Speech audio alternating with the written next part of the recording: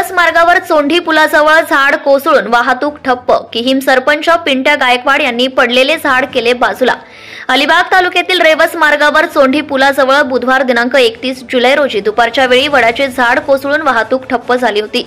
याची माहिती किहीम सरपंच पिंट्या गायकवाड यांना समजल्यानंतर त्यांनी लगेच आपल्या सहकाऱ्यांसह घटनास्थळी धाव घेत स्वखर्चाने पडलेले झाड यंत्रांच्या व कोयत्याच्या सहाय्याने प्रसंगी हाताने तोडून बाजूला केले। अलिबाग रेवस मार्गावर अनेक ठिकाणी धोकादायक झाडे रस्त्यावर वाकलेल्या स्थितीत आहेत। या मार्गावर कधी कोणत्या ठिकाणी झाड कोसळेल आणि वाहतूक ठप्प होईल याची कोणतीच शाश्वती राहिलीच नाही। सार्वजनिक बांधकाम विभागाने या मार्गावरील अशा धोकादायक असणाऱ्या झाडांची पाहणी करून ती काढण्यात यावी अशी मागणी अनेकांनी यापूर्वीही केली होती।